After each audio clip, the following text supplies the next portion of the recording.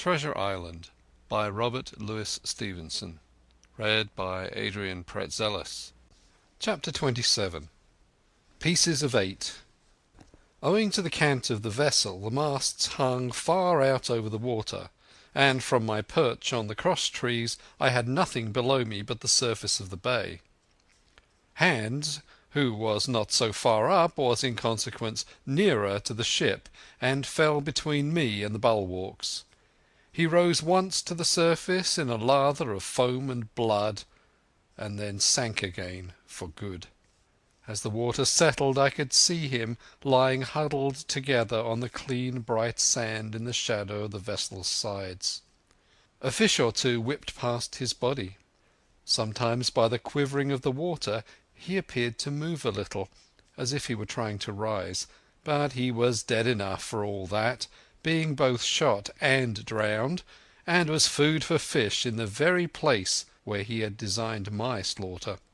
I was no sooner certain of this than I began to feel sick, faint, and terrified. The hot blood was running over my back and chest. The dirk, where it had pinned my shoulder to the mast, seemed to burn like a hot iron. Yet it was not so much these real sufferings that distressed me, for these, it seemed to me, I could bear without a murmur. It was the horror that I had upon my mind of falling from the cross-tree into that still green water beside the body of the coxswain. I clung with both hands till my nails ached, and I shut my eyes as if to cover up the peril. Gradually my mind came back again. My pulses quieted down to a more natural time, and I was once more in possession of myself. It was my first thought to pluck forth the dirk, but either it struck too hard or my nerve failed me, and I desisted with a violent shudder. Oddly enough, that very shudder did the business. The knife, in fact, had come the nearest in the world to missing me altogether. It held me by a mere pinch of skin, and this the shudder tore away. The blood ran down the faster, to be sure, but I was my own master again, and only tacked to the mast by my coat and shirt. These last I broke through with a sudden jerk, and then regained the deck by the starboard shrouds. For nothing in the world would I have again ventured, shaken as I was, upon the overhanging port shrouds from which Israel had so lately fallen. I went below and did what I could for my wound. It pained me a good deal and still bled freely, but it was neither deep nor dangerous, nor did it greatly gall me when I used my arm. Then I looked around me, and as the ship was now in a sense my own, I began to think of clearing it from its last passenger, the dead man O'Brien. He had pitched, as I have said, against the bulwarks, where he lay like some horrid, ungainly sort of puppet. Life-size indeed, but how different from life's colour or life's comeliness. In that position I could easily have my way with him, and as the habit of tragical adventures had worn off almost all my terror for the dead, I took him by the waist as if he'd been a sack of bran, and with one good heave tumbled him overboard. He went in with a sounding plunge. The red cap came off and remained floating on the surface, and as soon as the splash subsided I could see him and Israel lying side by side, both wavering with the tremulous movement of the water. O'Brien, though still quite a young man, was very bald. There he lay with that bald head across the knees of the man who had killed him, and the quick fishes steering to and fro over both. I was now alone within the ship. The tide had just turned. The sun was within so few degrees of setting that already the shadows of the pines upon the western shore began to reach right across the anchorage and fall in patterns on the deck. The evening breeze had sprung up, and though it was well warded off by the hill with the two peaks upon the east, the cordage had begun to sing a little softly to itself, and the idle sails to rattle to and fro. I began to see a danger to the ship. The jibs I speedily doused and brought tumbling to the deck, but the mainsail was a harder matter. Of course, when the schooner canted over, the boom had swung outward, and the cap of it and a foot or two of sail hung even under water. I thought this made it still more dangerous, yet the strain was so heavy that I half feared to meddle. At last I got my knife and cut the halyards. The peak dropped instantly, the great belly of loose canvas floated broad upon the water, and since, pull as I liked, I could not budge the downhaul, that was the extent of what I could accomplish. For the rest, the Hispaniola must trust to luck, like myself. By this time the whole anchorage had fallen into shadow. The last rays, I remember, falling through a glade of the wood and shining bright as jewels on the flowery mantle of the wreck. It began to be chill. The tide was rapidly fleeting seaward, the schooner settling more and more on her beam ends. I scrambled forward and looked over. It seemed shallow enough, and holding the cut hawser in both hands for a last security, I let myself drop softly overboard. The water scarcely reached my waist, the sand was firm and covered with ripple marks, and I waded ashore in great spirits, leaving the Hispaniola on her side, with her mainsail trailing wide upon the surface of the bay. About the same time the sun went fairly down, and the breeze whistled low in the dusk among the tossing pines. At least, and at last, I was off the sea, nor had I returned thence empty-handed. There lay the schooner, clear at last from buccaneers, and ready for our own men to board and get to sea again. I had nothing nearer my fancy than to get home to the stockade and boast of my achievements. Possibly I might be blamed a bit for my truancy, but the recapture of the Hispaniola was a clinching answer, and I hoped that even Captain Smollett would confess I had not lost my time. So thinking, and in famous spirits, I began to set my face homeward for the blockhouse and my companions. I remembered that the most easterly of the rivers which drain into Captain Kidd's anchorage ran from the two-peaked hill upon my left, and I bent my course in that direction, that I might pass the stream while it was small. The wood was pretty open, and keeping along the lower spurs, I had soon turned the corner of that hill, and not long after waded to the mid-calf across the watercourse. This brought me near to where I had encountered Ben Gunn, the Maroon, and I walked more circumspectly, keeping an eye on every side. The dusk had come nigh hand completely, and as I opened out of the cleft between the two peaks, I became aware of a wavering glow against the sky where, as I judged, the man of the island was cooking his supper before a roaring fire. And yet I wondered in my heart that he should show himself so careless, for if I could see this radiance, might it not reach the eye of Silver himself, where he camped upon the shore among the marshes? Gradually the night fell blacker. It was all I could do to guide myself even roughly toward my destination. The double hill behind me and the spyglass on my right hand loomed fainter and fainter. The stars were few and pale, and in the low ground where I wandered I kept tripping among bushes and rolling into sandy pits. Suddenly a kind of brightness fell about me. I looked up. A pale glimmer of moonbeams had alighted on the summit of the spyglass, and soon after I saw something broad and silvery moving low down behind the trees, and knew the moon had risen. With this to help me I passed rapidly over what remained to me of my journey, and, sometimes walking, sometimes running, impatiently drew near to the stockade. Yet as I began to thread the grove that lies before it, I was not so thoughtless but that I slacked my pace and went a trifle warily. It would have been a poor end of my adventures to get shot down by my own party in mistake. The moon was climbing higher and higher.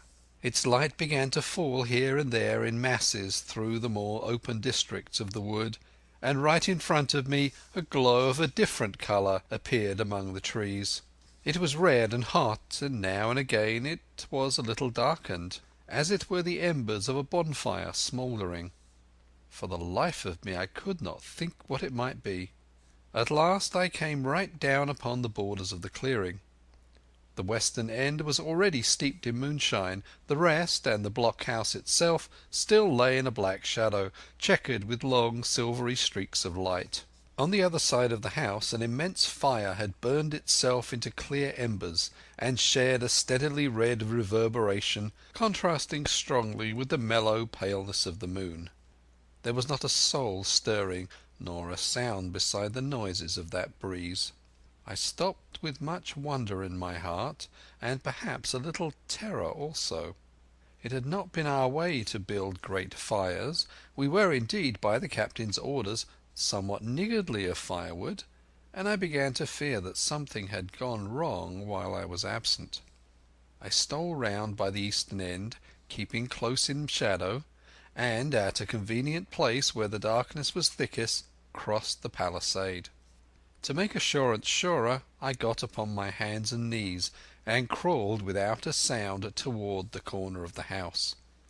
As I drew nearer my heart was suddenly and greatly lightened. It was not a pleasant noise in itself, and I have often complained of it in other times, but just then it was like music to hear my friends snoring together so loud and peaceful in their sleep. The sea-cry of the watch, that beautiful "All's well," never fell more reassuringly on my ear. In the meantime there was no doubt of one thing: they kept an infamous bad watch. If it had been Silver and his lads that were now creeping in on them, not a soul would have seen daybreak. That was what it was, thought I, to have the captain wounded, and again I blamed myself sharply for leaving them in that danger with so few to mount guard. By this time I had got to the door and stood up. All was dark within, so that I could distinguish nothing by the eye. As for sounds, there was the steady drone of the schnorrers, and a small occasional noise, a flickering or pecking, that I could in no way account for. With my arms before me I walked steadily in. I should lie down in my own place, I thought with a silent chuckle, and enjoy their faces when they found me in the morning. My foot struck something yielding. It was a sleeper's leg, and he turned and groaned, but without awaking. And then, all of a sudden, a shrill voice broke forth out of the darkness. "Pieces of 8, pieces of 8, pieces of 8, pieces of 8, pieces of 8," and so forth, without pause or change, like the clacking of a tiny mill. Silver's green parrot! Captain Flint! It was she whom I had heard pecking at a piece of bark. It was she, keeping better watch than any human being, who thus announced my arrival with her wearisome refrain. I had no time left me to recover. At the sharp clicking tone of the parrot the sleepers awoke and sprang up, and with a mighty oath the voice of Silver cried, "Who goes?" I turned to run, struck violently against one person, recoiled, and ran full into the arms of a second, who, for his part, closed upon and held me tight. "Bring a torch, Dick," said Silver, when my capture was thus assured. And one of the men left the log house and presently returned with a lighted brand. Chapter 27. Part 6. Captain Silver. Chapter 28. In the enemy's camp. The bright glare of the torch lighting up the interior of the blockhouse showed me the worst of my apprehensions realized. The pirates were in possession of the house and stores. There was the cask of cognac. There were the pork and bread as before, and what tenfold increased my horror, not a sign of any prisoner. I could only judge that all had perished, and my heart smote me sorely that I had not been there to perish with them. There were 6 of the buccaneers, all told. Not another man was left alive. 5 of them were on their feet, flushed and swollen, suddenly called out of the first sleep of drunkenness. The 6th had only risen upon his elbow. He was deadly pale, and the blood-stained bandage round his head told that he had recently been wounded, and was still more recently dressed. I remembered the man who had been shot and run back among the woods in the great attack, and doubted not that this was he. The parrot sat, preening her plumage, on Long John's shoulder. He himself, I thought, looked somewhat paler and more stern than I was used to. He still wore his fine broadcloth suit, in which he had fulfilled his mission, but it was bitterly the worse for wear, daubed with clay and torn with sharp briars of the wood. "So," said he, "here's Jim Hawkins, shiver my timbers. Dropped in like, eh? Well, come, I take that friendly." And thereupon he sat down across the brandy cask and began to fill a pipe. "Give me the loan of a link, Dick," said he, and then, when he had a good light, "That'll do, my lad," he added. "Stick the glim in the wood heap, and you, gentlemen, bring yourselves to. You needn't stand up for Mr. Hawkins. He'll excuse you, you may lay to that. And so, Jim," stopping the tobacco, "here you are, and quite a pleasant surprise for old John. I see you were smart when first I set my eyes on you, but this here gets away from me clean, it do." To all this, as may be well supposed, I made no answer. They had set me with my back against the wall, and I stood there looking Silver in the face, pluckily enough, I hope, to all outward appearance, but with black despair in my heart. Silver took a whiff or two of his pipe with great composure, and then ran on again. "Now you see, Jim, so be as you are here," said he, "I'll give you a piece of my mind. I've always liked you, I have, for a lad of spirit, and the picture of my own self when I was young and handsome.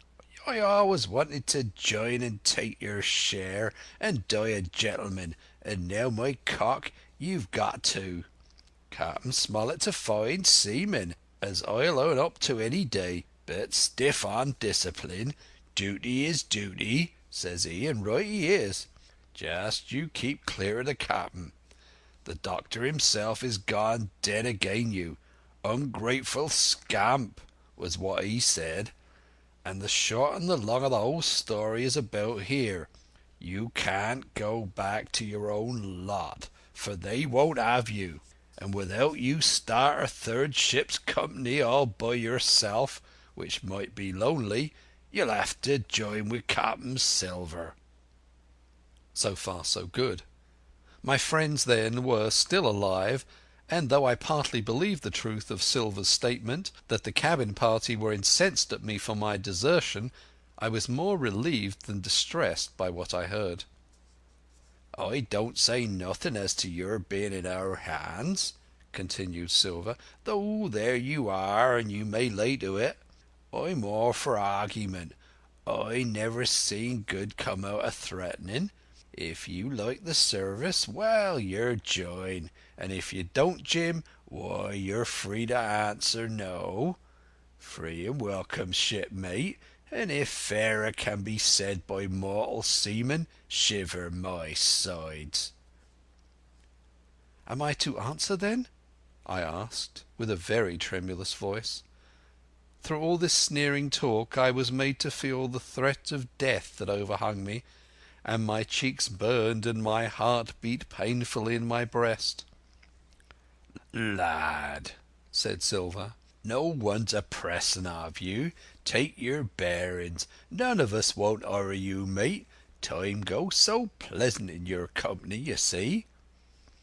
"Well," says I, growing a bit bolder, "if I'm to choose, I declare I have a right to know what's what, and why you're here, and where my friends are."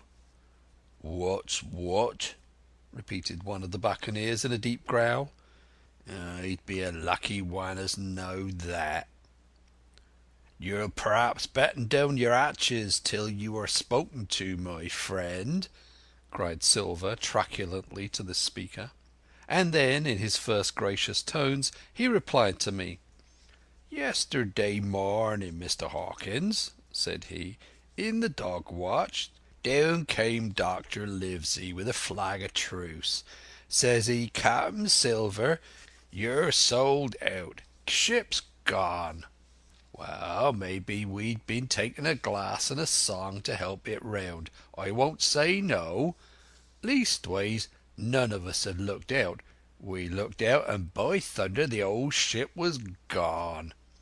I never seen a pack of fools look fishier, and you may lay to that, if I tells you that I look the fishiest. Well, says the doctor, let's bargain. We bargained, him and I, and here we are. Stores, brandy, blockhouse, the firewood you was thoughtful enough to cut, and in a manner of speaking, the whole blessed boat from Crosstrees to Keelson. As for them, they've tramped. I don't know wheres they are. He drew again quietly at his pipe.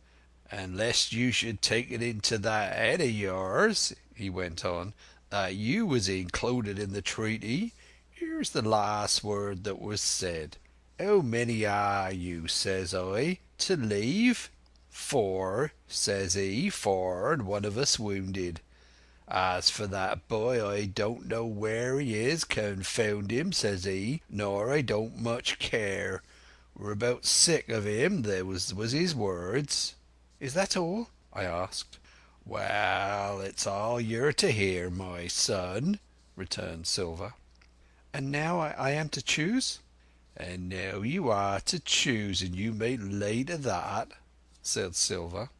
Well, said I am not such a fool, but I know pretty well what I have to look for. Let the worst come to the worst. It's little I care. I've seen too many die since I fell in with you. But there's a thing or two I have to tell you, I said, and by this time I was quite excited. And the first is this. Here you are in a bad way. Ship lost, treasure lost, men lost, your whole business gone to wreck. And if you want to know who did it, it was I. I was in the apple barrel that night we sighted land, and heard you, John, and you, Dick Johnson, and Hans, who is now at the bottom of the sea, and told every word you said before the hour was out. And as for the schooner, it was I who cut her cable, and it was I who killed the men you had aboard her, and it was I who brought her where you'll never see her more, not one of you. The laugh's on my side. I've had the top of this business from the first. I no more fear you than I fear a fly. Kill me, if you please, or spare me. But one thing I'll say, and no more. If you spare me, bygones are bygones, and when you fellows are in court for piracy, I'll save you all I can. It is for you to choose. Kill another and do yourselves no good, or spare me and keep a witness to save you from the gallows. I stopped now, for I tell you I was out of breath, and to my wonder not a man of them moved, but all sat staring at me like as many sheep. And while they were still staring, I broke out again. "And now, Mr. Silver," I said, "I believe you're the best man here, and if things go to the worst, I'll take it kind of you to let the doctor know the way I took it."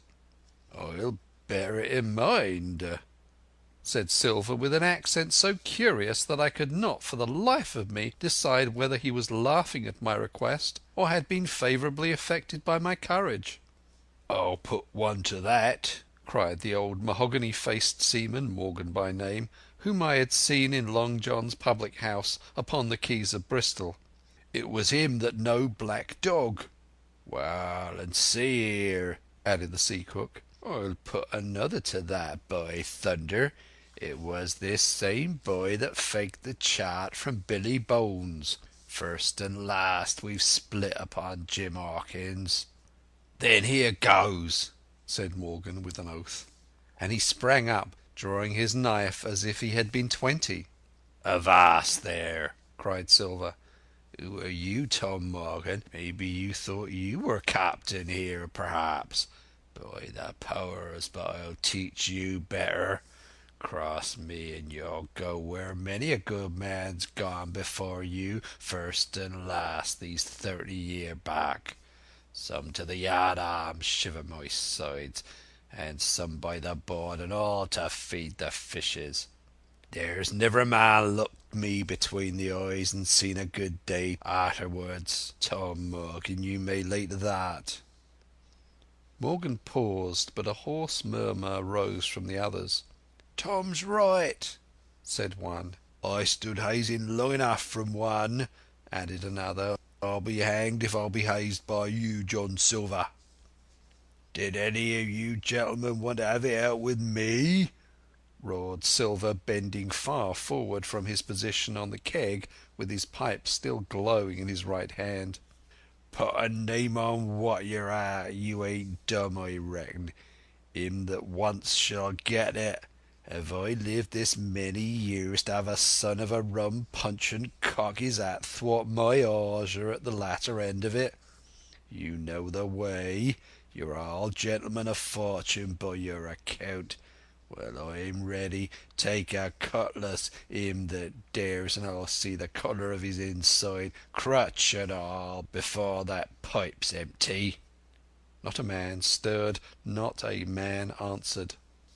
"That's your sort, is it?" he added, returning his pipe to his mouth. "Well, you're a gay lot to look at, anyway. Not worth much in a fight, you ain't.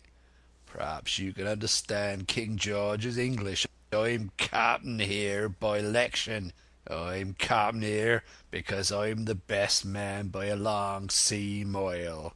You won't fight as gentlemen of fortune should. Then, by thunder, you'll obey, and you may lay to it. I like that boy now. I've never seen a better boy than that. He's more a man than any pair of rats of you in this here house. And what I say is this: let me see him that'll lay a hand on him. That's what I say, and you may lay to it." There was a long pause after this. I stood straight up against the wall, my heart still going like a sledge-hammer, but with a ray of hope now shining in my bosom.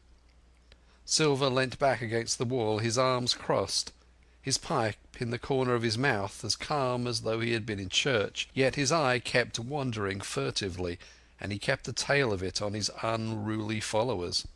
They, on their part, drew gradually together toward the far end of the blockhouse, and the low hiss of their whispering sounded in my ears continuously like a stream. One after another they would look up, and the red light of the torch would fall for a second on their nervous faces, but it was not toward me, it was toward Silver that they turned their eyes.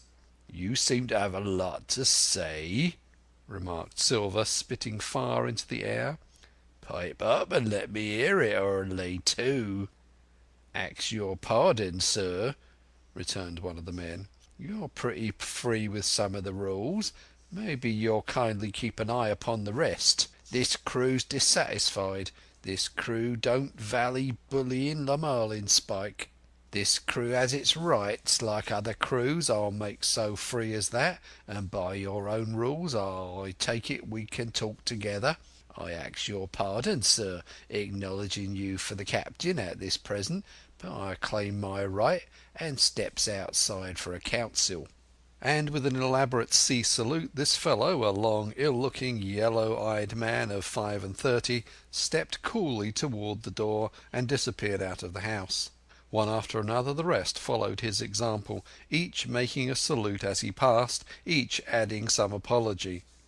"According to rules," said one. "Forecastle council," said Morgan. And so, with one remark or another, all marched out and left Silver and me alone with the torch. The sea cook instantly removed his pipe. "Now look you here, Jim Hawkins," he said in a steady whisper that was no more than audible. "You're within half a plank of death, and what's a long sight worse, of torture.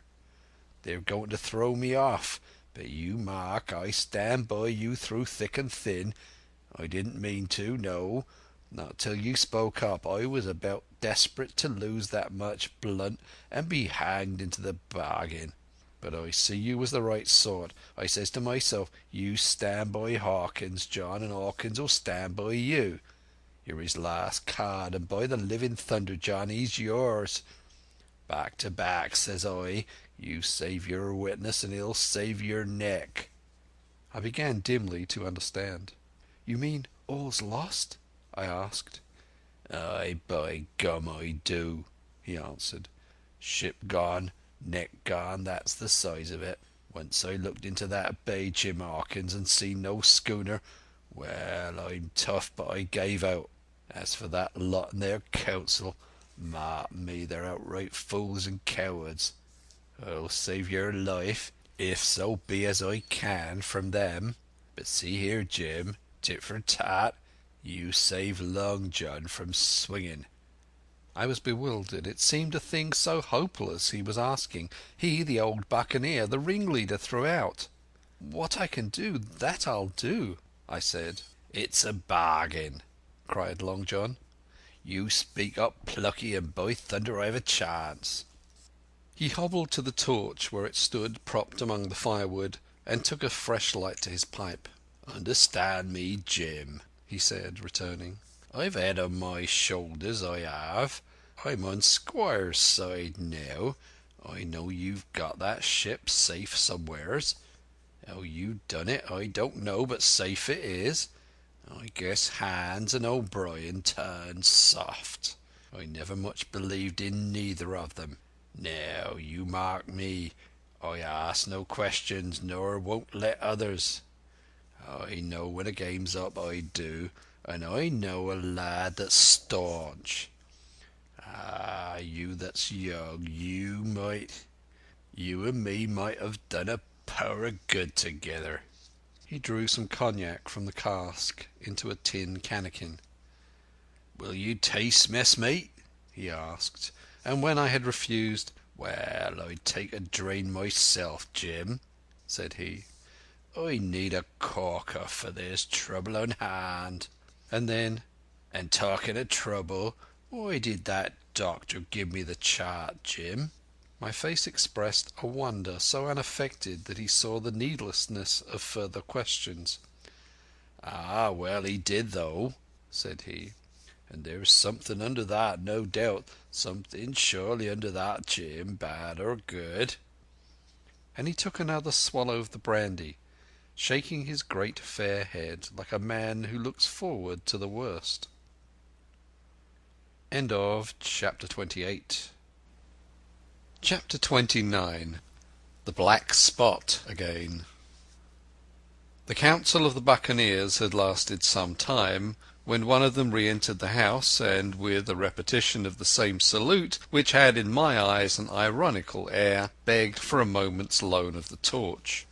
Silver briefly agreed, and this emissary retired again, leaving us together in the dark. "There's a breeze coming, Jim," said Silver, who had by this time adopted quite a friendly and familiar tone. I turned to the loophole nearest me and looked out.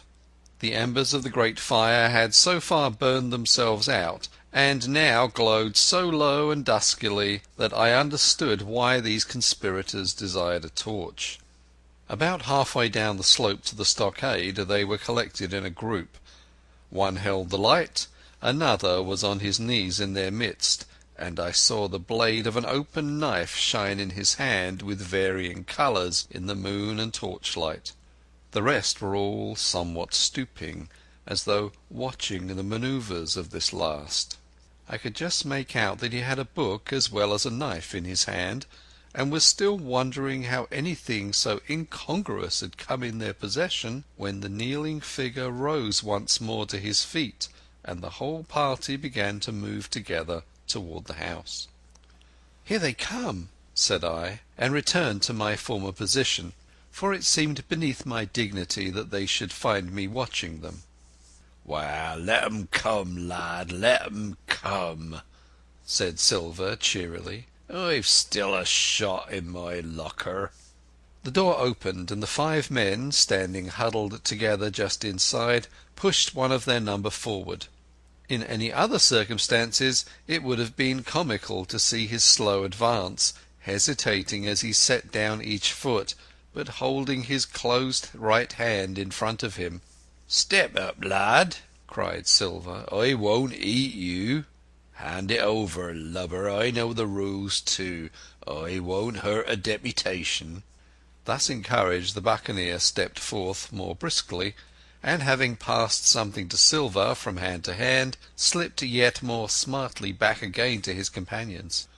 The sea cook looked at what had been given him. "The black spot. I thought so," he observed. "Where might you have got the paper? Why, hello, look here now, ain't this lucky? You've gone and cut this out of a Bible. What fool's cut a Bible?" "Oh, there," said Morgan. "There, what did I say? No good'll come of that, I said." "Well, you've about fixed it now among you," continued Silver. "You'll all swing now, I reckon. What soft-headed lubber had a Bible?" "It was Dick," said one. "Dick, was it? Then Dick can get to prayers," said Silver. "He's seen his slice o' luck as Dick, and you may lay to that." But here the long man with the yellow eyes struck in. "Belay that talk, John Silver," he said. "This crew has tipped you the black spot in full council, as duty bound. Just you turn it over as in duty bound, and see what's wrote there. Then you can talk." "Thank ye, George," replied the sea cook. "You always was brisk for business, and has the rules by heart, George, as I'm pleased to see. Well, what is it anyway? Ah, deposed. That's it, is it? Well, very pretty wrote, to be sure. Like print, I swear. Your hand a right, George?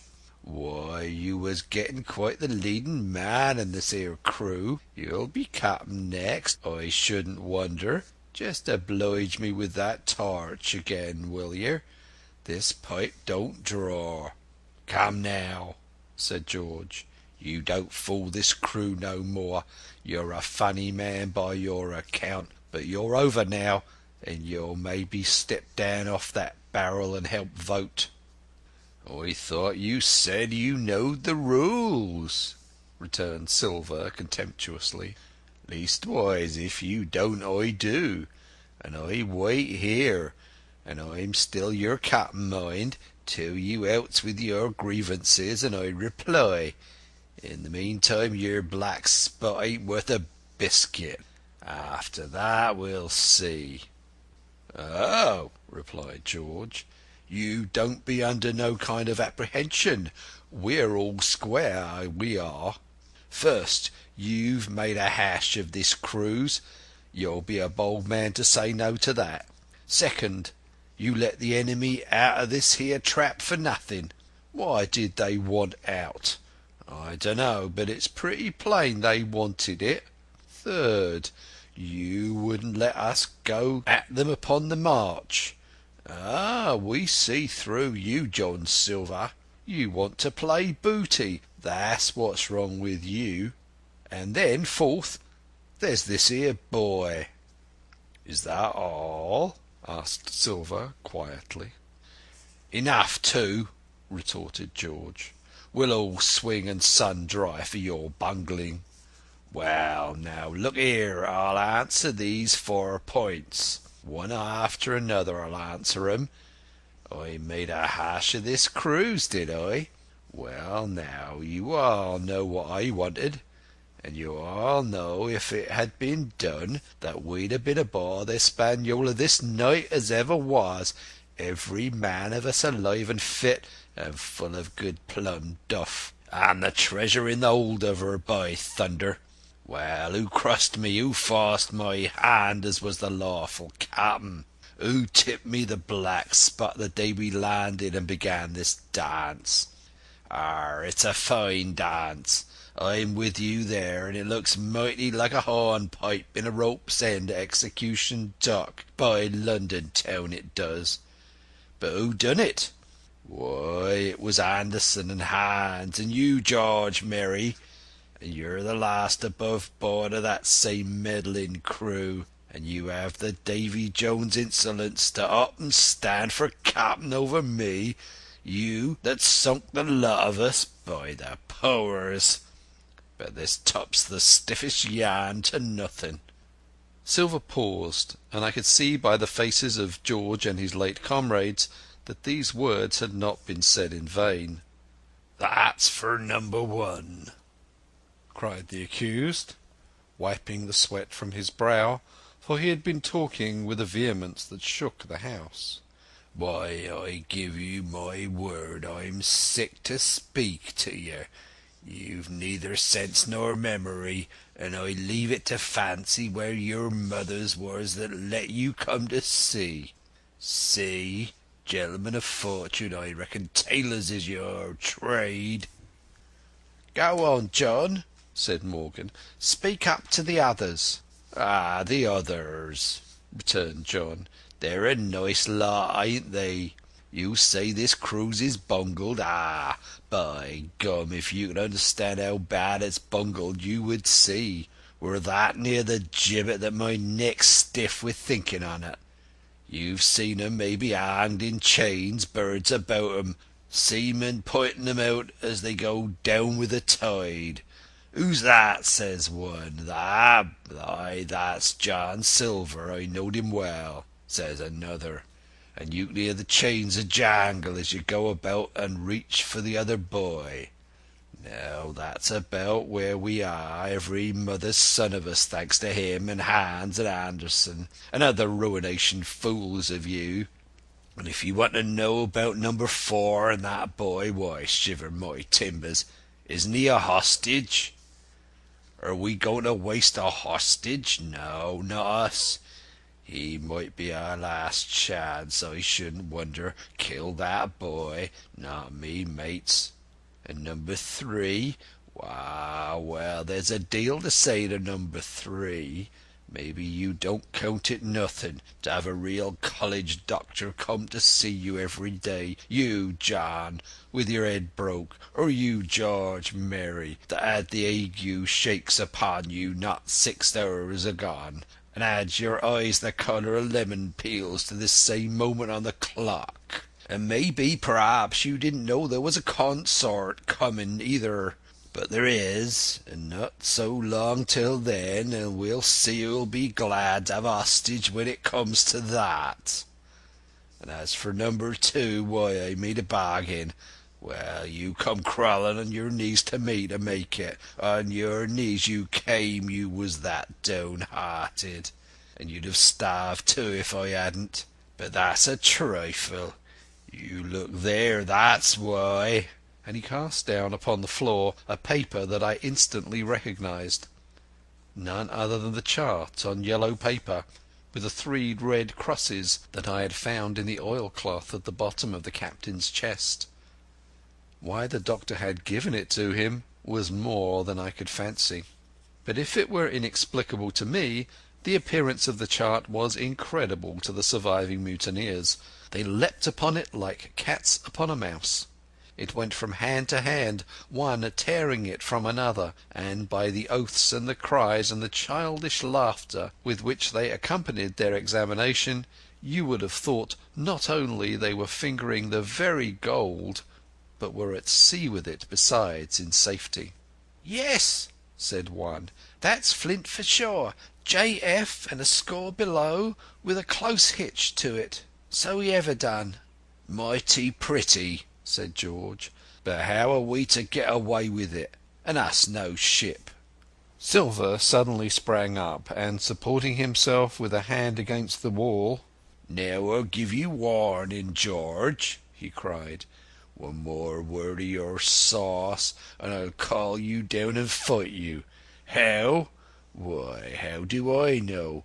You had ought to tell me that, you and the rest that lost me my schooner with your interference, burn you.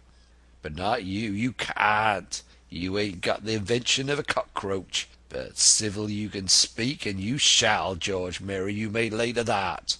"That's fair enow," said the old man Morgan. "Fair, I reckon so," said the sea cook. "You lost the ship, I found the treasure. Who's the better man at that? And now I resign, by thunder, elect whom you please to be your captain now. I'm done with it." "Silver!" they cried. "Barbecue for ever! Barbecue for captain!" "So that's the tune, is it?" cried the cook. "George, I reckon you'll have to wait another turn, friend, and lucky for you as I'm not a revengeful man. but that was never my way. And now, shipmates, this black spot. 'Tain't much good now, is it? Dick's crossed his luck and spoiled his Bible, and that's about all." "It'll do to kiss the book on still, won't it?" growled Dick, who was evidently uneasy at the curse he had brought upon himself. "A Bible with a bit cut out?" returned Silver derisively. "Not it. It don't bind more than a ballad book." "Don't it, though?" cried Dick, with a sort of joy. "Well, I reckon that's worth having too." "Here, Jim, here's a curiosity for ye," said Silver, and he tossed me the paper. It was a round about the size of a crown piece. One side was blank, for it had been the last leaf. The other contained a verse or two of Revelation, these words among the rest, which struck sharply home upon my mind: "Without are dogs and murderers." The printed side had been blackened with wood ash, which already began to come off and soil my fingers. On the blank side had been written with the same material the one word, "Deposed." I have that curiosity beside me at this moment, but not a trace of writing now remains beyond a single scratch, such as a man might make with his thumbnail. That was the end of the night's business. Soon after, with a drink all round, we lay down to sleep, and the outside of Silver's vengeance was to put George Merry up for sentinel, and threaten him with death if he should prove unfaithful. It was long ere I could close an eye, and heaven knows I had matter enough for thought in the man whom I had slain that afternoon, in my own most perilous position, and, above all, in the remarkable game that I saw Silver now engaged upon, keeping the mutineers together with one hand, and grasping with the other after every means possible and impossible to make his peace and save his miserable life. He himself slept peacefully and snored aloud, yet my heart was sore for him, wicked as he was, to think on the dark perils that environed and the shameful gibbet that awaited him. Chapter 29. Chapter 30. On Parole. I was wakened, indeed we were all wakened, for I could see even the sentinel shake himself together from where he had fallen against the doorpost, by a clear hearty voice hailing us from the margin of the wood. "Blockhouse ahoy!" it cried. "Here's the doctor." And the doctor it was. Although I was glad to hear the sound, yet my gladness was not without admixture. I remembered with confusion my insubordinate and stealthy conduct, and when I saw where it had brought me, among what companions and surrounded by what dangers, I felt ashamed to look him in the face. He must have risen in the dark, for the day had hardly come, and when I ran to a loophole and looked out, I saw him standing, like Silver once before, up to the mid-leg in creeping vapour. "You, doctor, top of the morning to you, sir," cried Silver, broad awake and beaming with good nature in a moment. "Bright and early, to be sure, and it's the early bird, as the saying goes, gets the rations. George, shake up your timbers, son, and help Dr. Livesey over the ship's side. All a-doing well, your patience was, all well and merry." So he pattered on, standing on the hilltop, with his crutch under his elbow, and one hand upon the side of the log-house, quite the old John in voice, manner, and expression. "We've quite a surprise for you too, sir," he continued. "We've got a little stranger here, hee! A new boarder and lodger, sir, and looking fit and taut as a fiddle. Slept like a supercargo, we did, right alongside of John. Stem to stem we was all night." Dr. Livesey was by this time across the stockade and pretty near the cook, and I could hear the alternation in his voice as he said, "Not Jim?" "The very same Jim as ever was," said Silver. The doctor stopped outright, although he did not speak, and it was some seconds before he seemed able to move on. "Well, well," he said at last, Duty first and pleasure afterwards, as you might have said yourself, Silver. Let us overhaul these patients of yours." A moment afterwards he had entered the blockhouse, and, with one grim nod to me, proceeded with his work among the sick. He seemed under no apprehension, though he must have known that his life among these treacherous demons depended on a hair, and he rattled on to his patients as if he were paying an ordinary professional visit in a quiet English family. His manner, I suppose, reacted on the men, for they behaved to him as if nothing had occurred, as if he were still ship's doctor, and they still faithful hands before the mast. "You're doing well, my friend," he said to the fellow with the bandaged head, "and if ever a person had a close shave it was you. Your head must be as hard as iron. Well, George, how goes it? You're a pretty colour, certainly. Why, your liver man is upside down. Did you take that medicine? Did he take that medicine, men?" "Ay, ay, sir, he took it sure enough," returned Morgan. "Because, you see, since I am a mutineer's doctor, or prison doctor, as I prefer to call it," says Dr. Livesey in his pleasantest way, "I make it a point of honour not to lose a man for King George, God bless him, and the gallows." The rogues looked at each other, but swallowed the home thrust in silence. "Dick don't feel well, sir," said one. "Don't he?" replied the doctor. "Well, step up here, Dick, and let me see your tongue." "No, I should be surprised if he didn't. The man's tongue is fit to frighten the French. Another fever." "Oh, there," said Morgan. "That comed of spilling Bibles." "That comed, as you call it, for being arrant asses," retorted the doctor, "and not having sense enough to know honest air from prison and the dry land from a vile pestiferous slough. I think it most probable, though of course it's only an opinion, that you'll all have the deuce to pay before you get that malaria out of your systems. Camp in a bog, would you? Silver, I'm surprised at you. You're less of a fool than many, take you all round. But you don't appear to me to have the rudiments of a notion of the rules of health.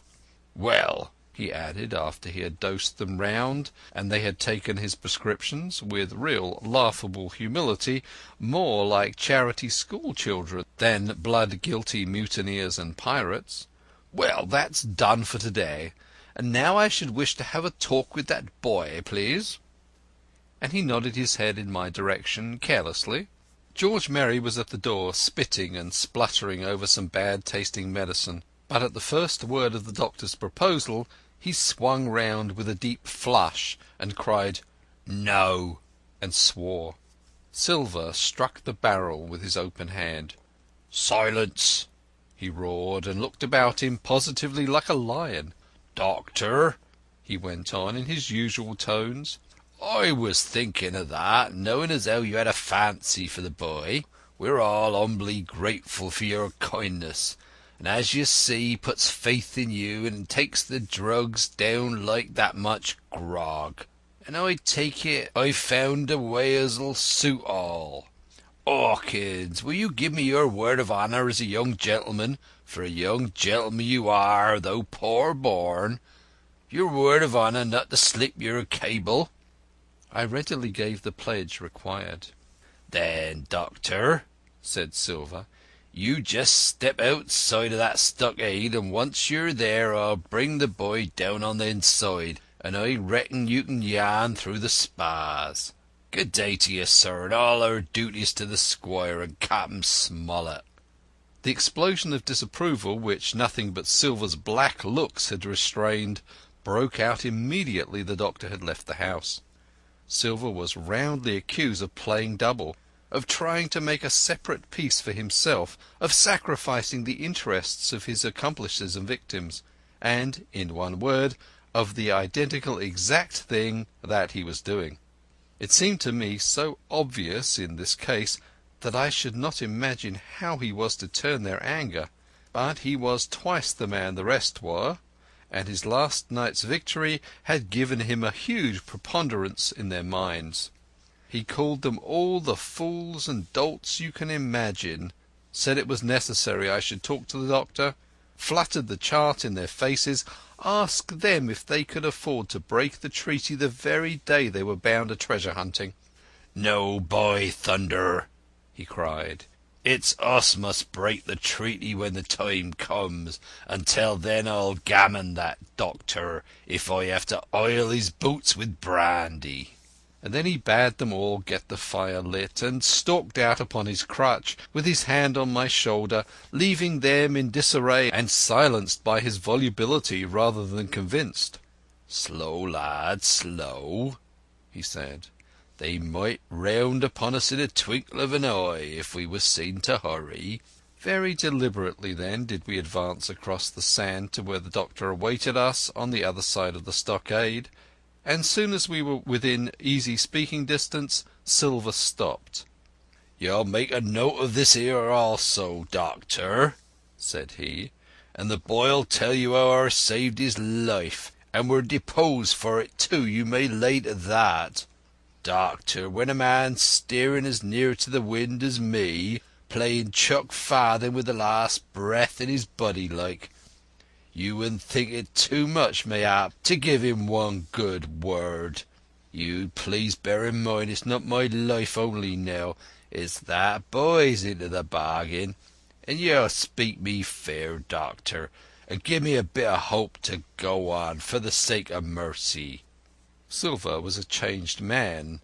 Once he was out there and had his back to his friends and the blockhouse. His cheeks seemed to have fallen in.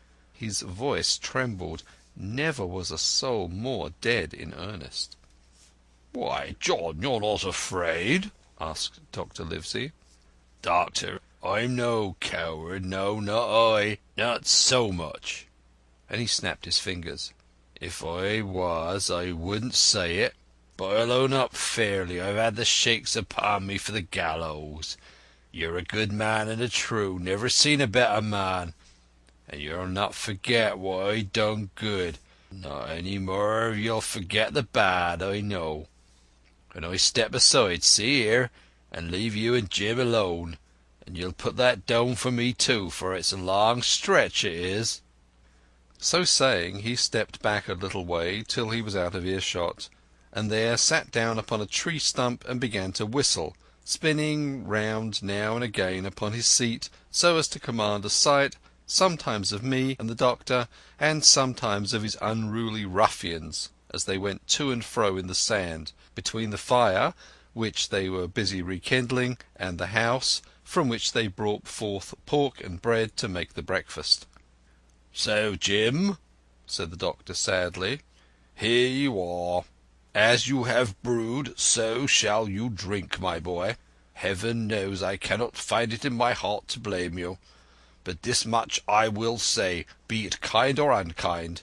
When Captain Smollett was well you dared not have gone off, and when he was ill and couldn't help it, by George, it was downright cowardly." I will own that I here began to weep. "Doctor," I said, "you might spare me. I have blamed myself enough. My life's forfeit anyway, and I should have been dead now if Silver hadn't stood for me. And, Doctor, believe this, I can die, and I daresay I deserve it, for what I fear is torture. If they come to torture me—" "Jim," the doctor interrupted, and his voice was quite changed. "Jim, I can't have this. Whip over and we'll run for it." "Doctor," said I passed my word." I know," he cried. "We can't help that, Jim, now. I'll take it on my shoulders. Holus bolus, blame and shame, my boy. But stay here I cannot let you. Jump! One jump and you're out, and we'll run for it like antelopes." "No," I replied. "You know right well you wouldn't do the same thing yourself, neither you nor Squire nor Captain, nor more will I. Silver trusted me. I passed my word, and back I go. But, Doctor, you did not let me finish. If they come to torture me, I might let slip a word of where the ship is. For I got the ship, part by luck and part by risking, and she lies in the north inlet on the southern beach, and just below high water. At half tide she must be high and dry." "The ship!" exclaimed the doctor. Rapidly I described to him my adventures, and he heard me out in silence. "There's a kind of fate in this," he observed when I had done.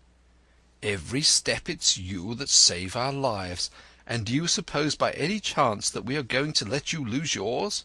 That would be a poor return, my boy. You found out the plot, you found Ben Gunn, the best deed that you ever did or will do, though you live to 90. Oh, by Jupiter! And talking of Ben Gunn, why, this is the mischief in person. Silver!" he cried. "Silver! I'll give you a piece of advice," he continued as the cook drew nearer again. "Don't you be in any great hurry after that treasure." "Why, sir, I do my possible, which that ain't," said Silver.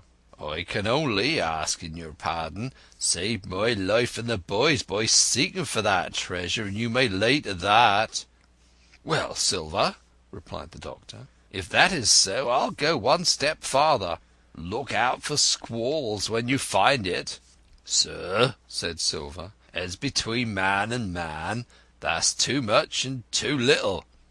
What you're after, why you left the blockhouse, why you've given me that there chart, I don't know now, do I? And yet I done your bidding with my eyes shut, and never a word of hope. But no, this here is too much. If you won't tell me what you mean played out, just say so, and I'll leave the helm." "No," said the doctor musingly, "I've no right to say more. It's not my secret, you see, Silver, or I give you my word I'd tell it you. But I'll go as far with you as I dare go, and not a step beyond. For I'll have my wig sorted by the captain, or I'm mistaken. And first I'll give you a bit of hope. Silver, if we both get out alive out of this wolf track, I'll do my best to save you, short of perjury." Silver's face was radiant. "You couldn't say more. I'm sure, sir, not if you was my mother," he cried. "Well, that's my first concession," added the doctor. "My second is a piece of advice. Keep the boy close beside you, and when you need help, halloo! I am off to seek it for you, and that itself will show you if I speak at random. Goodbye, Jim." And Dr. Livesey shook hands with me through the stockade, nodded to Silver, and set off at a brisk pace into the wood. Chapter 31. The Treasure Hunt. Flint's Pointer. "Jim," said Silver when we were alone, "if I saved your life, you saved mine, and I'll not forget it. I seen the doctor waving you to run for it, with the tail of my eye, I did. And I seen you say no, as plain as hearing. Jim, that's one to you. This is the first glint of hope I had since the tack failed, and I owe it to you. And now, Jim, we're to go in for this here treasure hunting, with sealed orders too, and I don't like it. And you and me must stick close, back to back like, and we'll save our necks in spite of fate and fortune." Just then a man hailed us from the fire that breakfast was ready, and we were soon seated here and there about the sand over biscuit and fried junk. They had lighted a fire fit to roast an ox, and it was now grown so hot that they could only approach it from the windward, and even there not without precaution. In the same wasteful spirit they had cooked, I suppose, 3 times more than we could eat, and one of them, with an empty laugh, threw what was left into the fire, which blazed and roared again over this unusual fuel. I never in my life saw men so careless of the morrow. Hand to mouth is the only word that can describe their way of doing. And what with wasted food and sleeping sentries, though they were bold enough for a brush and be done with it, I could see their entire unfitness for anything like a prolonged campaign. Even Silver, eating away with Captain Flint upon his shoulder, had not a word of blame for their recklessness.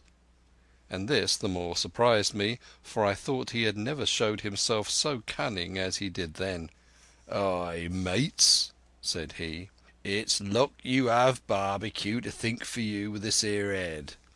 I got what I wanted, I did. Sure enough, they have the ship, Where they have it I don't know yet, but once we hit the treasure we'll have to jump about and find. And then, mates, it's that as the boats, I reckon, has the upper hand." Thus he kept running on, with his mouth full of the hot bacon.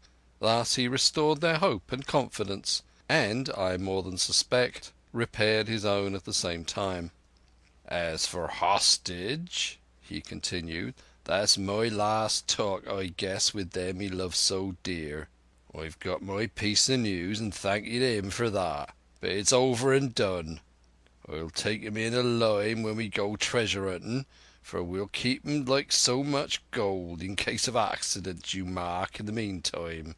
Once we got the ship and treasure both, and off to sea like jolly companions, why, then we'll talk Mr. Hawkins over, we will. We'll give him his share, to be sure, for all his kindness." It was no wonder the men were in good humour now. For my part, I was horribly cast down. Should the scheme he now sketched prove feasible, Silver, already doubly a traitor, would not hesitate to adopt it. He had still a foot in either camp, and there was no doubt he would prefer wealth and freedom with the pirates to a bare escape from hanging, which was the best he had to hope on our side. Nay, and even if things fell out that he was forced to keep his faith with Dr. Livesey, even then what danger lay before us! What a moment that would be when the suspicions of his followers turned to certainty, and he and I should have to fight for dear life, he a cripple and I a boy, against 5 strong and active seamen.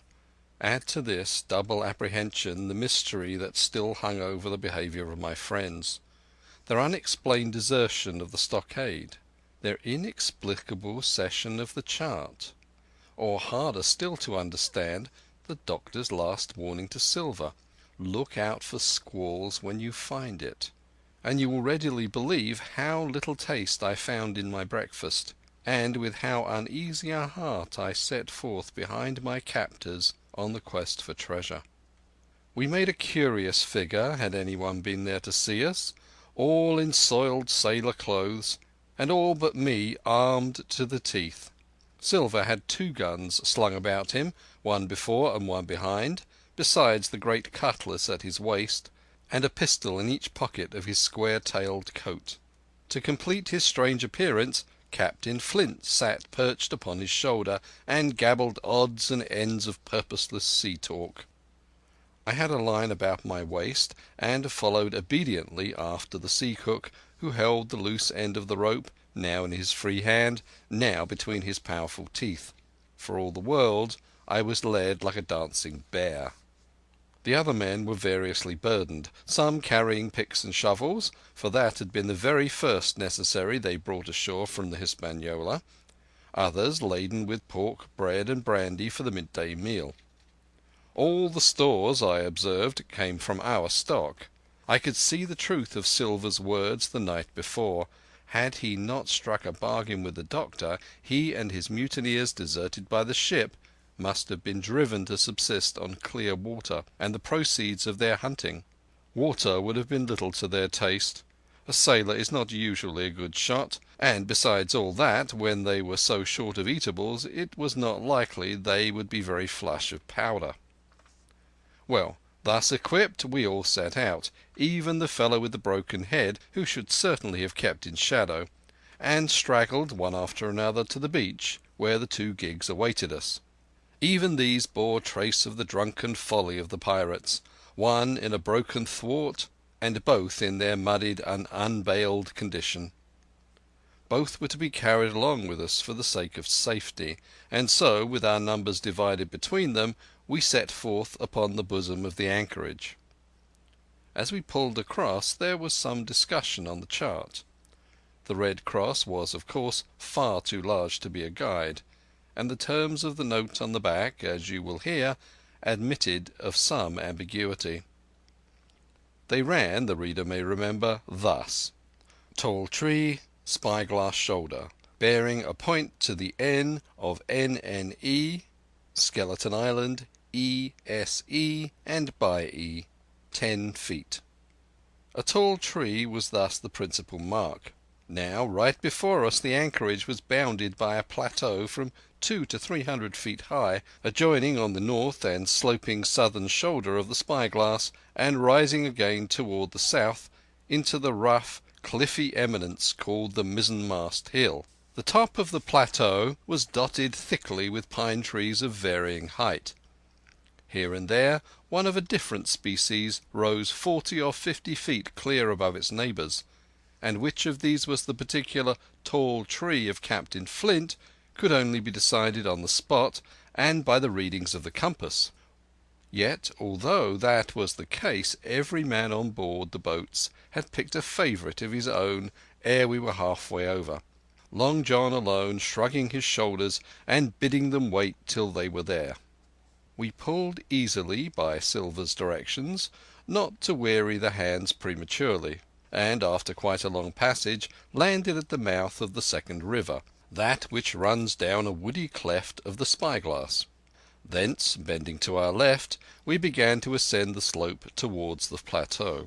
At the very outset, heavy, miry ground and a matted marsh vegetation greatly delayed our progress, but by little and little the hill began to steepen and become stony underfoot, and the wood to change its character and to grow in a more open order.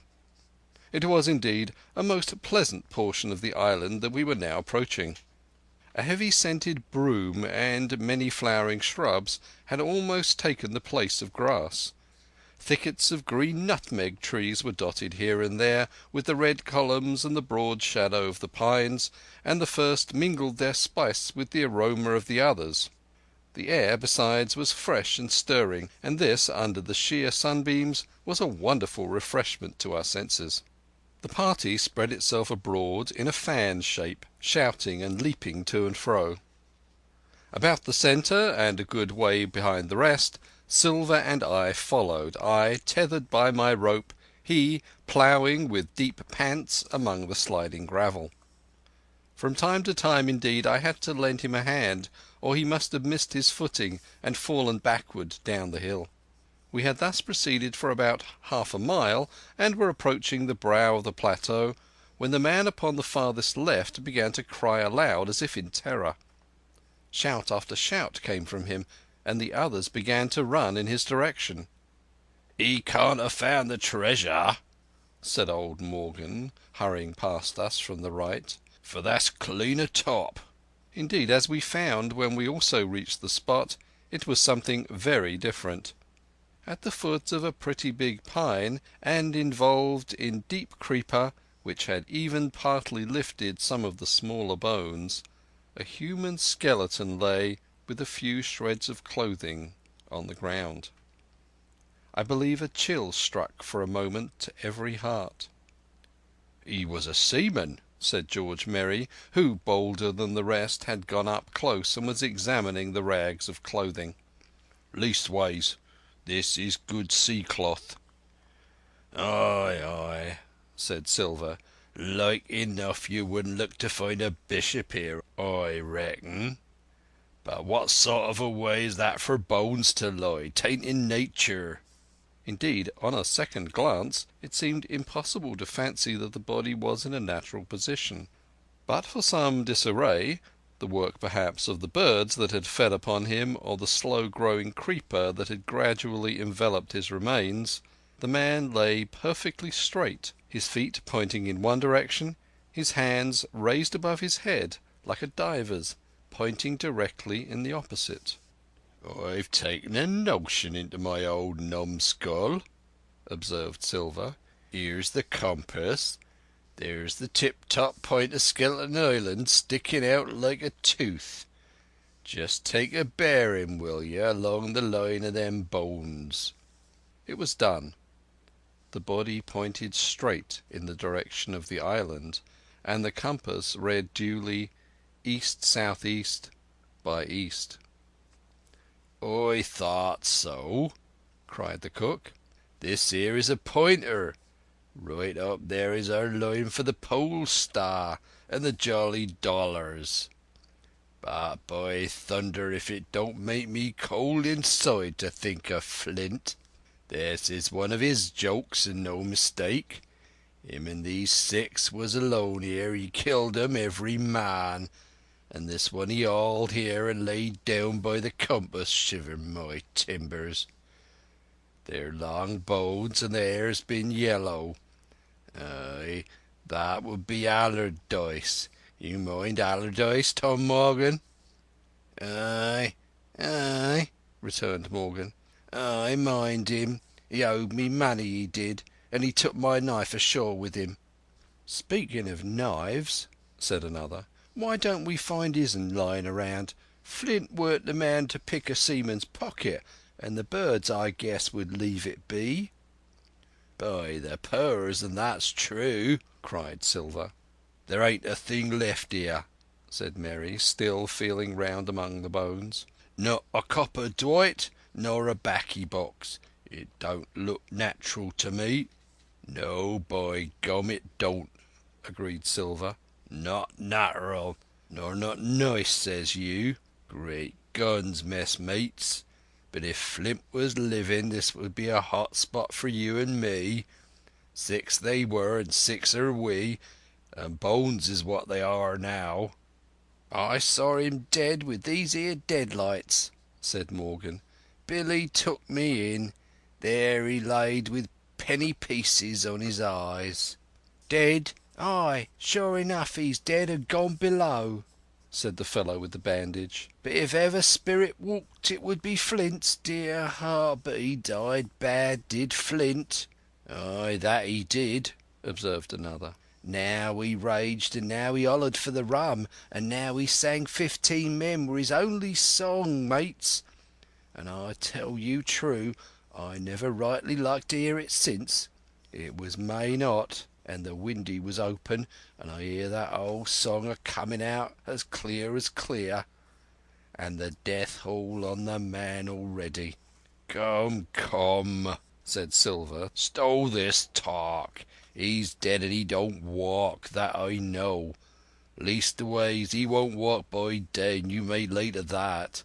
Care killed a cat. Fetch a head for the doubloons." We started, certainly, but in spite of the hot sun and the staring daylight, the pirates no longer ran separate and shouting through the wood, but kept side by side and spoke with bated breath. The terror of the dead buccaneer had fallen on their spirits. Chapter 32. The Treasure Hunt. The Voice among the Trees. Partly from the damping influence of this alarm, partly to rest Silver and the sick folk, the whole party sat down as soon as they had gained the brow of the ascent. The plateau being somewhat tilted toward the west, this spot on which we had paused commanded a wide prospect on either hand. Before us, over the tree tops, we held the cape of the woods fringed with surf. Behind, we not only looked down upon the anchorage and Skeleton Island, but saw, clear across the spit and the eastern lowlands, a great field of open sea upon the east. Sheer above us rose the spyglass, here dotted with single pines, there black with precipices. There was no sound but that of the distant breakers mounting from all around and the chirp of countless insects in the brush. Not a man, not a sail on the sea. The very largeness of the view increased the sense of solitude. Silver, as he sat, took certain bearings with his compass. "There are 3 tall trees," said he, "about in the right line from Skeleton Island. Spyglass shoulder. I take it means that lower point there. It's child's play to find the stuff now. I've half a mind to dine first." "I don't feel sharp," growled Morgan. "Thinking of Flint, I think it were, has done me." "Well, my son, you praise your stars he's dead," said Silver. "He was a ugly devil," cried a third pirate with a shudder. "That blue in the face, too." "That was how the rum took him," added Mary. "Blue? Well, I reckon he was blue. That's a true word." Ever since they had found the skeleton and got upon this train of thought, They had spoken lower and lower, and they had almost got to whispering by now, so that the sound of their talk hardly interrupted the silence of the wood. All of a sudden, out of the middle of the trees in front of us, a thin, high, trembling voice struck up the well-known air and words. 50 men on the dead man's chest, yo ho ho, and a bottle of rum. I never have seen men more dreadfully affected than the pirates. The colour went from their 6 faces like enchantment. Some leapt to their feet, some clawed hold of others. Morgan grovelled on the ground. "It's Flint Pie!" cried Mary. The song had stopped as suddenly as it began, broken off, you would have said, in the middle of a note, as though someone had laid his hand upon the singer's mouth. Coming so far through the clear and sunny atmosphere among the green tree-tops, I thought it had sounded airily and sweetly, and the effect on my companions was the stranger. "Come," said Silver, struggling with his ashen lips to get the word out. "That won't do. Stand by to go about. This is a rum start, and I can't name the voice, but it's someone skylarking. Someone that's flesh and blood, and you may lay to that." His courage had come back as he spoke, and some of the colour to his face along with it. Already the others had begun to lend an ear to this encouragement, and were coming a little to themselves, when the same voice broke out again, not this time singing, but in a faint, distant hail that echoed yet fainter among the clefts of the spyglass. "Darby McGraw!" it wailed, for that is the word that best describes the sound. "Darby McGraw! Darby McGraw!" Again and again and again, and then rising a little higher, and with an oath that I leave out. "Fetch off the rum, Darby!" The buccaneers remained rooted to the ground, their eyes starting from their heads. Long after the voice had died away, they still stared in silence, dreadfully before them. "That fixes it," gasped one. "Let's go." "They was his last words," moaned Morgan. "His last words above board." Dick had his Bible out and was praying volubly. He had been well brought up, had Dick, before he had come to sea, and fell among bad companions. Still, Silver was unconquered. I could hear his teeth rattle in his head, but he had not surrendered. "Nobody in this here island ever heard of Darby," he muttered. "Not one but us that's here." And then, making a great effort, "Shipmates," he cried, "I'm here to get that stuff, and I'll not be beat by man nor devil.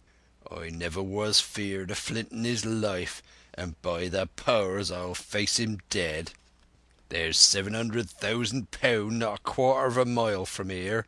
When did ever a gentleman of fortune show his stern to that much dollars for a boozy old seaman with a blue mug, and him dead too?" But there was no sign of reawakening courage in his followers, rather, indeed, of growing terror at the irreverence of his words. "Belay there, John," said Mary. "Don't you cross a spirit." And the rest were all too terrified to reply. They would have run away severally had they dared, but fear kept them together, and kept them close to John, as if his daring helped them. He, on his part, had pretty well fought his weakness down. "Spirit? Well, maybe," he said. "But there's one thing not clear to me. There was an echo. Now, no man ever seen a spirit with a shadow. Well then, what's he doing with an echo to him, I should like to know? That ain't in nature, surely." This argument seemed weak enough to me, but you can never tell what will affect the superstitious, and, to my worry, George Merry was greatly relieved. "Well, that's so," he said. "You've head upon your shoulders, John, and no mistake. 'Bout shipmates, this here crew is on a wrong tack, I do believe, and you come to think on it, it was like Flint's voice, I grant you, but not just so clear away like it after all. It was like somebody else's voice now. It was like, By the powers, Ben Gunn, roared Silver. Aye, and so it were, cried Morgan, springing on his knees. Ben Gunn it were. It don't make much odds, do it now? Asked Dick. Ben Gunn's not here in the body any more of Flint. But the older hands greeted this remark with scorn. Why, nobody minds Ben Gunn, cried Mary. Dead or alive, nobody minds him. It was extraordinary how their spirits had returned, and how the natural colour had revived in their faces. Soon they were chatting together, with intervals of listening, and not long after, hearing no further sound, they shouldered the tools and set forth again, Mary walking first with Silver's compass to keep them on the right line with Skeleton Island. He had said the truth. Dead or alive, nobody minded Ben Gunn. Dick alone still held his Bible, and looked around him as he went with fearful glances, but he found no sympathy, and Silver even joked him on his precautions. "I told you," said he, "I told you you had spoiled your Bible. If it ain't no good to swear by, what do you suppose a spirit will give for it? Not that." And he snapped his big fingers, halting a moment on his crutch. But Dick was not to be comforted. Indeed, it was soon plain to me that the lad was falling sick, hastened by heat, exhaustion, and the shock of his alarm. The fever predicted by Dr. Livesey was evidently growing swiftly higher. It was fine open walking here upon the summit. Our way lay a little downhill, for, as I have said, the plateau tilted toward the west. The pines, great and small, grew wide apart, and even between the clumps of nutmeg and azalea, wide open spaces baked in the hot sunshine. Striking as we did pretty near northwest across the island, we drew, on the one hand, even nearer under the shoulders of the spyglass, and, on the other, looked even wider over that western bay where I had once tossed and trembled in the coracle. The first of the tall trees was reached, and by the bearing proved the wrong one. So with the second, and the third rose nearly 200 feet into the air above a clump of underwood, a giant of a vegetable, with a red column as big as a cottage, and a wide shadow around in which a company could have manoeuvred. It was conspicuous far to sea, both on the east and west, and might have been entered as a sailing mark upon the chart. But it was not its size that now impressed my companions. It was the knowledge that £700,000 in gold lay somewhere buried below its spreading shadow. The thought of the money, as they drew nearer, swallowed up their previous terrors. Their eyes burned in their heads, their feet grew speedier and lighter, their whole soul was bound up in that fortune, that whole lifetime of extravagance and pleasure that lay awaiting there for each of them. Silver hobbled grunting on his crutch. His nostrils stood out and quivered.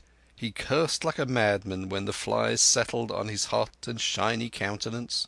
He plucked furiously at the line that held me to him, and from time to time turned his eyes upon me with a deadly look. Certainly he took no pains to hide his thoughts, and certainly I read them like print. In the immediate nearness of the gold all else had been forgotten.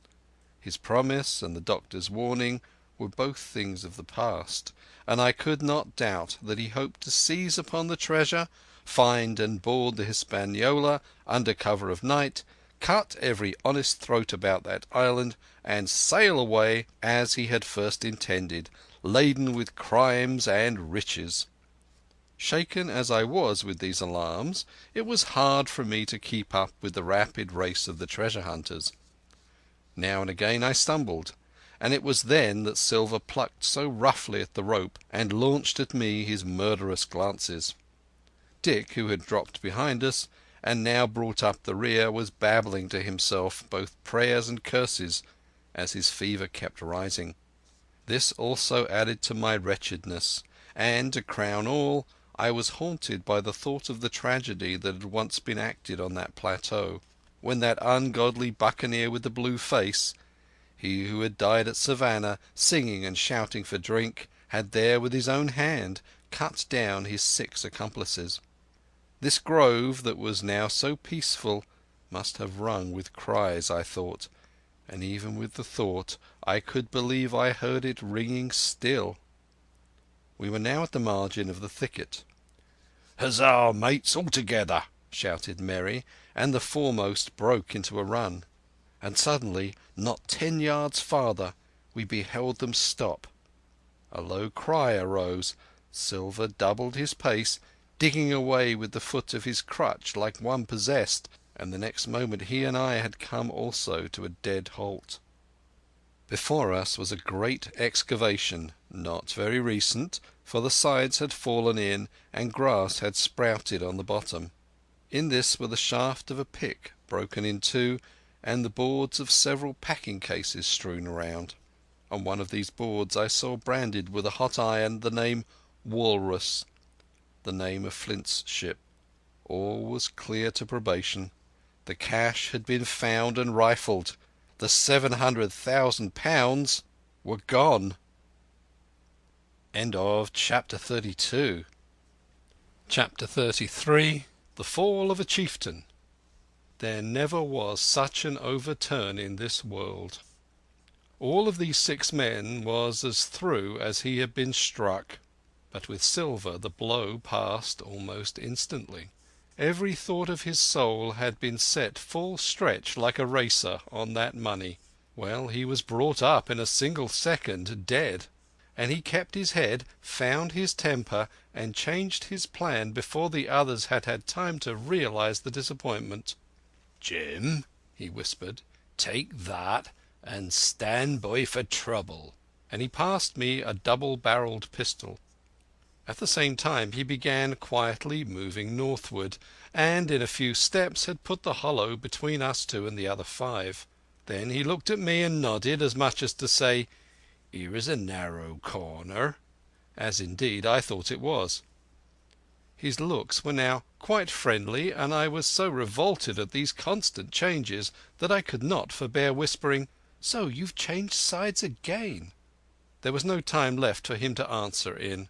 The buccaneers, with oaths and cries, began to leap one after another into the pit, and to dig with their fingers, throwing the boards aside as they did so. Morgan found a piece of gold. He held it up with a perfect spout of oaths. It was a 2-guinea piece, and it went from hand to hand among them for a quarter of a minute. "2 guineas?" roared Merry, shaking it at Silver. "That's your £700,000, is it? You're the man for bargains, ain't you? You're him that never bungled nothing, you wooden-headed lubber." "Dig away, boys," said Silver with the coolest insolence. "You'll find some pig nuts, I shouldn't wonder." "Pig nuts!" repeated Merry in a scream. "Mates, do you hear that? I tell you now, that man there knew it all along. Look in the face of him and you'll see it wrote there." "Ah, Merry," remarked Silver, "standing for cutting again. You're a pushing lad, to be sure." But this time every one was entirely in Merry's favour. They began to scramble out of the excavation, darting furious glances behind them. One thing I observed, which looked well for us: they all got out upon the opposite side from Silver. Well, there we stood, 2 on one side, 5 on the other, the pit between us, and nobody screwed up high enough to offer the first blow. Silver never moved. He watched them very upright on his crutch, and looked as cool as ever I saw him. He was brave and no mistake. At last Merry seemed to think a speech might help matters. "Mates," said he, "there's 2 of them alone here. One's the old cripple that brought us all here and blundered us down to this. The other's that cub that I mean to have the heart of. Now, mates." He was raising his arm and his voice, and plainly meant to lead a charge. But just then, crack, crack, crack, 3 musket shots flashed out of the thicket. Mary tumbled head foremost into the excavation. The man with the bandage spun round like a teetotum and fell all his length upon his side, where he lay dead but still twitching, and the other 3 turned and ran for it with all their might. Before you could wink, Long John fired 2 barrels of a pistol into the struggling Mary, and as the man rolled up his eyes at him in the last agony, "George," said he, "I reckon I settled you." In the same moment the doctor, Gray, and Ben Gunn joined us with smoking muskets from among the nutmeg trees. "Forward!" cried the doctor. "Double quick, my lads. We must head 'em off the boats." And we set off at a great pace, sometimes plunging through the bushes to the chest. I tell you, but Silver was anxious to keep up with us. The work that man went through, leaping on his crutch till the muscles of his chest were fit to burst, was work no sound man ever equalled, and so thinks the doctor. As it was, he was already 30 yards behind us, and on the verge of strangling when we reached the brow of the slope. "Doctor!" he hailed. "See there! No hurry!" Sure enough, there was no hurry. In a more open part of the plateau we could see the 3 survivors still running in the same direction as they had started, right for Middenmast Hill. We were already between them and the boats, and so we 4 sat down to breathe, while Long John, mopping his face, came slowly up with us. "Thank ye kindly, Doctor," says he. "You came in about the nick, I guess, for me and Hawkins. And so it's you, Ben Gunn," he added. "Well, you're a nice one, to be sure." "I'm Ben Gunn, I am," replied the Maroon, wriggling like an eel in his embarrassment. "And," he added after a long pause, "how do, Mr Silver? Pretty well, I thank ye, says you." "Ben, Ben," murmured Silver, "to think as you've done me." The doctor sent back Gray for one of the pickaxes deserted in their flight by the mutineers, and then, as we proceeded leisurely downhill to where the boats were lying, related in a few words what had taken place. It was a story that profoundly interested Silver, and Ben Gunn, the half-idiot Maroon, was the hero from beginning to end. Ben, in his long, lonely wanderings about the island, had found the skeleton. It was he that had rifled it. He had found the treasure. He had dug it up. It was the haft of his pickaxe that lay broken in the excavation. He had carried it on his back in many weary journeys, from the foot of the tall pine to a cave he had on the 2-pointed hill at the northeast angle of the island, and there it had lain stored in safety since 2 months before the arrival of the Hispaniola. When the doctor had wormed the secret from him on the afternoon of the attack, and when next morning he saw the anchorage deserted, he had gone to Silver, given him the chart, which was now useless, given him the stores, for Ben Gunn's cave was well supplied with goat's meat salted by himself, given anything and everything to get a chance of moving in safety from the stockade to the 2-pointed hill, there to be clear of malaria and keep a guard upon the money. "As for you, Jim," he said, "it went against my heart, but I did what I thought best for those who had stood by their duty, and if you were not one of these, whose fault was it?" That morning, finding that I was to be involved in the horrid disappointment he had prepared for the mutineers, he had run all the way to the cave, and, leaving Squire to guard the captain, had taken Gray and the Maroon and started, making the diagonal across the island, to be at hand beside the pine. Soon, however, he saw that our party had the start of him, and Ben Gunn, being fleet of foot, had been dispatched in front to do his best alone. Then it had occurred to him to work upon the superstitions of his former shipmates, and he was so far successful that Gray and the doctor had come up and were already ambushed before the arrival of the treasure hunters. "Arr," said Silver, It was fortunate for me that I had Hawkins here.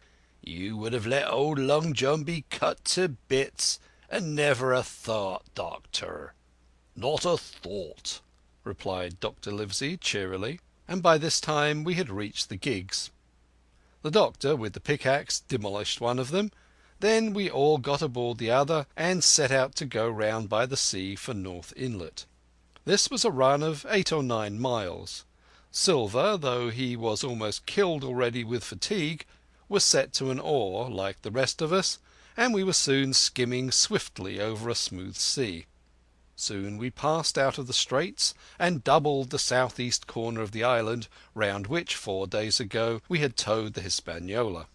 As we passed the two-pointed hill we could see the black mouth of Ben Gunn's cave and a figure standing by it leaning on a musket. It was the squire, and we waved a handkerchief and gave him 3 cheers, in which the voice of Silver joined as heartily as any. 3 miles farther, just inside the mouth of North Inlet, what should we meet but the Hispaniola cruising by herself? The last flood had lifted her, and had there been much wind or a strong tide current, as in the southern anchorage, we should never have found her more, or found her stranded beyond help. As it was, there was little amiss beyond the wreck of the mainsail. Another anchor was got ready and dropped in 1.5 fathoms of water. We all pulled round to Rum Cove, the nearest point for Ben Gunn's treasure house. Then Gray, single-handed, returned with the gig to the Hispaniola, where he was to pass the night on guard. A gentle slope ran up from the beach to the entrance of the cave. At the top the squire met us. To me he was cordial and kind, saying nothing of my escapade, either in the way of blame or praise. At Silver's polite salute he somewhat flushed. "John Silver," he said, "you're a prodigious villain and impostor, a monstrous impostor, sir. I am told I am not to prosecute you. Well, then, I will not. But the dead men, sir, hang about your neck like millstones." "Thank you kindly, sir," replied Long John, again saluting. "How dare you thank me?" cried the squire. "It is a gross dereliction of my duty. Stand back." And thereupon we all entered the cave. It was a large airy place, with a little spring and a pool of clear water, overhung with ferns. The floor was sand. Before a big fire lay Captain Smollett, and in a far corner, only duskily flitted over by the blaze, I beheld great heaps of coin and quadrilaterals built of bars of gold. That was Flint's treasure that we had come so far to seek, and that had cost already the lives of 17 men from the Hispaniola. How many it had cost in the amassing, what blood and sorrow, what good ships scuttled on the deep, what brave men walking the plank blindfold, what shot of cannon, what shame and lies and cruelty, perhaps no man alive could tell. Yet there were still 3 upon that island, Silver and old Morgan and Ben Gunn, who had each taken his share in these crimes, as each yet hoped in vain to share in the reward. "Come in, Jim," said the captain. "You're a good boy in your line, Jim, but I don't think you and me'll go to sea again. You're too much of the born favourite for me. Is that you, John Silver? What brings you here, man?" "Come back to my duty, sir," returned Silver. "Oh," said the captain, and that was all he said. What a supper I had of it that night, with all my friends around me, and what a meal it was, with Ben Gunn's salted goat, and some delicacies, and a bottle of old wine from the Hispaniola. Never, I am sure, were people gayer or happier.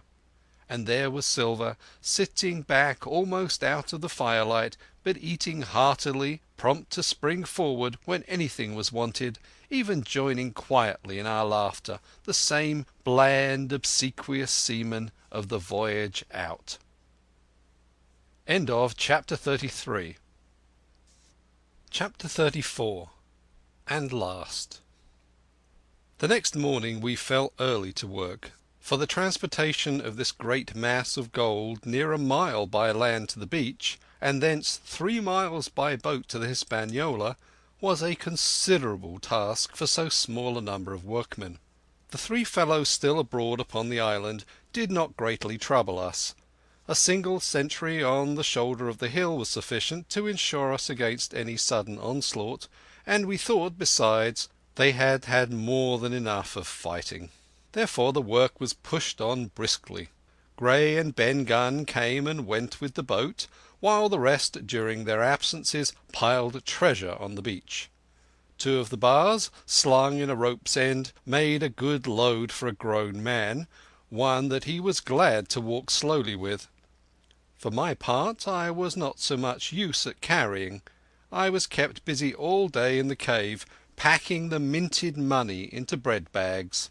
It was a strange collection, like Billy Bones' hoard for the diversity of coinage, but so much larger and so much more varied that I think I never had more pleasure than in sorting them. English, French, Spanish, Portuguese, Georges and Louises, doubloons and double guineas and mois d'ors and sequins and pictures of all the kings of Europe for the last 100 years, strange oriental pieces stamped with what looked like wisps of string or bits of spider's web, round pieces and square pieces, and pieces bored through the middle as if to wear them round your neck. Nearly every variety of money in the world must, I think, have found a place in that collection, and for number I am sure they were like autumn leaves, so that my back ached with stooping and my fingers with sorting them out. Day after day this work went on. By every evening a fortune had been stowed aboard, but there was another fortune waiting for the morrow. And all this time we heard nothing of the 3 surviving mutineers. At last, I think it was on the 3rd night, the doctor and I were strolling on the shoulder of the hill where it overlooks the lowlands of the isle, when, from out of the thick darkness below, the wind brought us a noise between shrieking and singing. It was only a snatch that reached our ears, followed by the former silence. "Heaven forgive them," said the doctor. "'Tis the mutineers." "All drunk, sir," struck in the voice of Silver from behind us. Silver, I should say, was allowed his entire liberty, and in spite of daily rebuffs seemed to regard himself once more as quite a privileged and friendly dependent. Indeed, it was remarkable how well he bore these slights, and with what unwearying politeness he kept at trying to ingratiate himself with all. Yet I think none treated him better than a dog, unless it was Ben Gunn, who was still terribly afraid of his old quartermaster, or myself, who had really something to thank him for, although for that matter I suppose I had reason to think even worse of him than anybody else, for I had seen him meditating a fresh treachery upon the plateau. Accordingly it was pretty gruffly that the doctor answered him. "Drunk or raving?" said he. "Right you were, sir," replied Silver, "and precious little odds which to you and me." "I suppose you would hardly ask me to call you a humane man," returned the doctor with a sneer, "and so my feelings may surprise you, Master Silver. But if I was sure they were raving, as I am morally certain one at least of them is down with fever, I should leave this cam band at whatever risk to my own carcass, take them the assistance of my skill." "Ask your pardon, sir, you would be very wrong," quoth Silver. "You would lose your precious life, and you may lay to that. I'm on your side now, hand and glove, and I shouldn't wish for to see the party weakened, let alone yourself, seeing as I know what I owes you. But these men down there, they couldn't keep their word, no, not supposing they wished to, and what's more, they couldn't believe as you could." "No," said the doctor. "You're the man to keep your word, we know that." Well, that was about the last news we had of the 3 pirates. Only once we heard a gunshot a great way off, and supposed them to be hunting. A council was held, and it was decided that we must desert them on the island, to the huge glee, I must say, of Ben Gunn, and with the strong approval of Gray. We left a good stock of powder and shot, the bulk of the salt goat, a few medicines and some other necessities, tools, clothing, a spare sail, a fathom or two of rope, and, by the particular desire of the doctor, a handsome present of tobacco. That was about our last doing on the island. Before that we had got the treasure stowed, and had shipped enough water and the remainder of the goat meat in case of any distress. And at last, one fine morning, we weighed anchor, which was about all that we could manage, and stood out of North Inlet, the same colours flying that the captain had flown and fought under at the palisade. The three fellows must have been watching us closer than we thought, as we soon had proved, for, coming through the narrows, we had to lie very near the southern point, and there we saw all three of them kneeling together on a spit of sand with their arms raised in supplication. It went to all our hearts, I think, to leave them in that wretched state, but we could not risk another mutiny, and to take them home for the gibbet would have been a cruel sort of kindness. The doctor hailed them and told them of the stores we had left, and where they were to find them. But they continued to call us by name, and appeal to us for God's sake to be merciful and not to leave them to die in such a place. At last, seeing the ship still bore on her course, and was now swiftly drawing out of earshot, one of them, I know not which it was, leapt to his feet with a hoarse cry, whipped his musket to his shoulder, and sent a shot whistling over Silver's head and through the mainsail. After that we kept under cover of the bulwarks, and when next I looked out they had disappeared from the spit, and the spit itself had almost melted out of sight in the growing distance.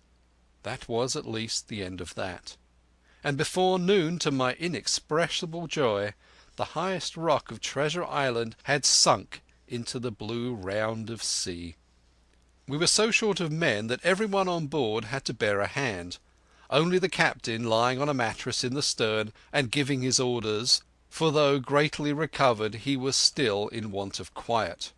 We laid her head for the nearest port in South America, for we could not risk the voyage home without fresh hands. And as it was, what with baffling winds and a couple of fresh gales, we were all worn out before we reached it. It was almost sundown when we cast anchor in a most beautiful landlocked gulf, and were almost immediately surrounded by shore boats full of negroes and Mexican Indians and half-bloods, selling fruits and vegetables, and offering to dive for bits of money. The sight of so many good-humoured faces, especially the blacks, the taste of the tropical fruits, and above all the lights that began to shine in the town, made a most charming contrast to our dark and bloody sojourn on the island. And the doctor and the squire, taking me along with them, went ashore to pass the early part of the night. Here they met the captain of an English man-of-war, fell in talk with him, went on board his ship, and, in short, had so agreeable a time that day was breaking when we came alongside the Hispaniola. Ben Gunn was on deck alone, and as soon as we came on board he began, with wonderful contortions, to make us a confession. Silver was gone. The Maroon had connived at his escape in a shore boat some hours ago, and he now assured us that he had only done so to preserve our lives, which would certainly have been forfeited if "that man with the one leg had stayed aboard." But this was not all. The sea cook had not gone empty-handed. He had cut through a bulwark unobserved, and had removed one of the sacks of coin, worth perhaps 300 or 400 guineas, to help him on his further wanderings. I think we were all pleased to be so cheaply quit of him. Well, to make a long story short, we got a few hands on board, made a good cruise home, and the Hispaniola reached Bristol just as Mr. Blandy was beginning to think of fitting out her consort. 5 men only of those who sailed returned with her. Drink and the devil had done for the rest with a vengeance. Although, to be sure, we were not quite in so bad a case as that other ship they sung about, with 1 man of the crew alive, what put to sea with 75. All of us had an ample share of the treasure, and used it wisely or foolishly according to our natures. Captain Smollett is now retired from the sea.